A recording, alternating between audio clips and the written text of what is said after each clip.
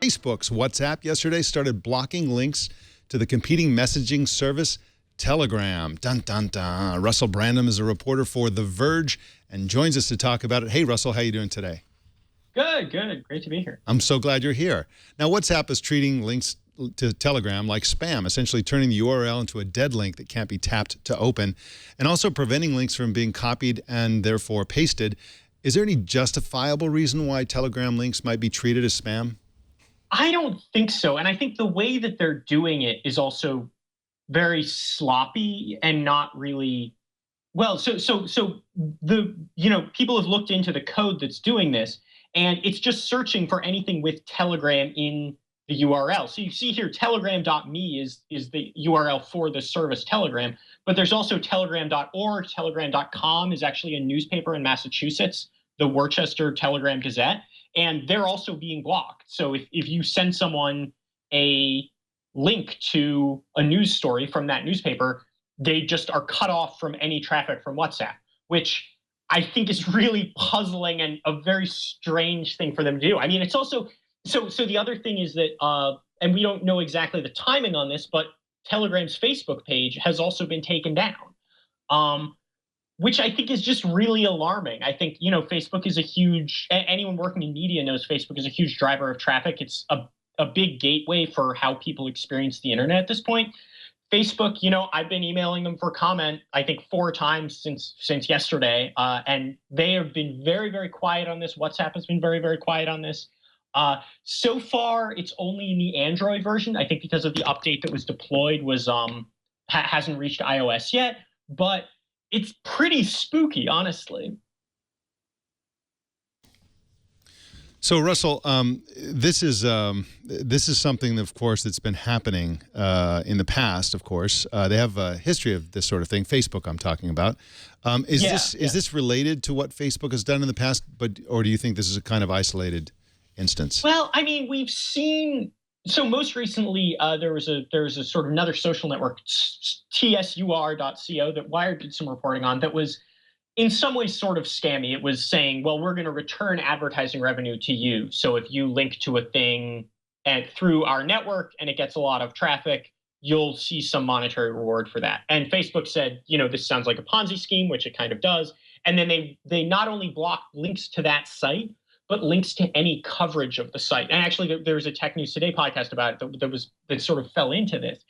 And it's a little, in that case, you say, okay, maybe they were overreacting, but we sort of see the core thing is they want to protect users from scams. And so that's, they had this pre-existing policy that this is in violation of. The thing with Telegram is I don't see what the pre-existing policy would be. I mean, Telegram, I think lots of people use it for lots of different things. There have been some recent coverage of, ISIS is congregating on Telegram, but it's certainly not the bulk of how people are using Telegram. Generally, it's just a messaging service that has some private functions and uses encryption, and it's just a place for people to talk.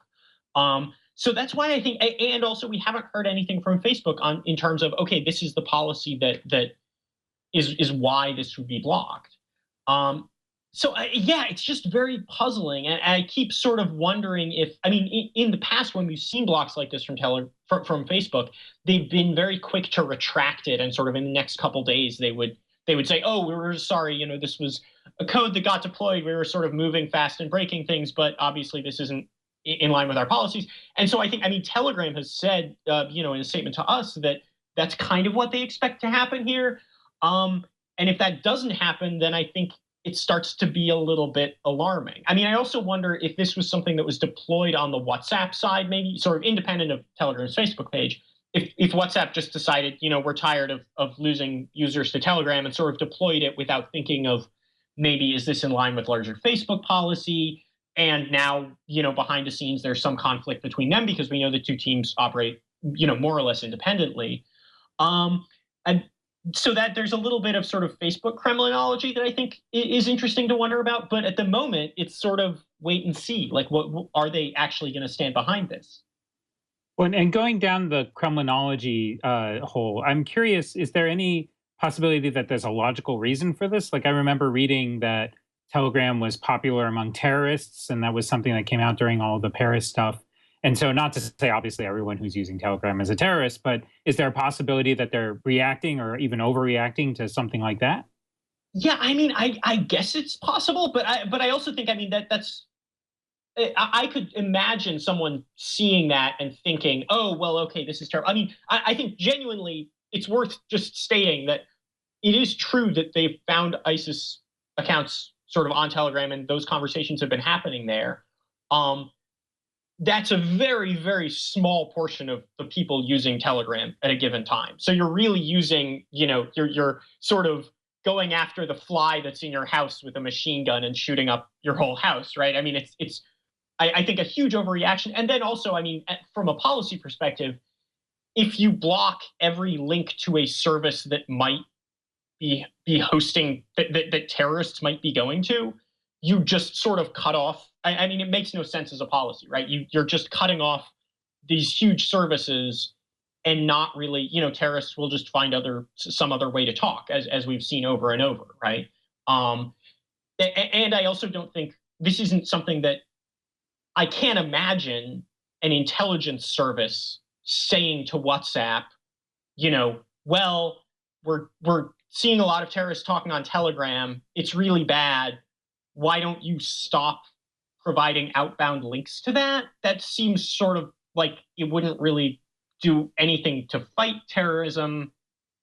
So that's really puzzling too. And then the other thing, I mean, the other sort of elephant in the room is that WhatsApp is a Telegram competitor, right? But it's also much larger than Telegram. So it's not, you might expect if Google and Facebook are fighting, and a lot of more people are using Facebook than are using Google Plus, and then suddenly Facebook links start redirecting to Google Plus, and you're thinking, oh, okay, Google's using their power to prop up this product. But lots of people are using WhatsApp.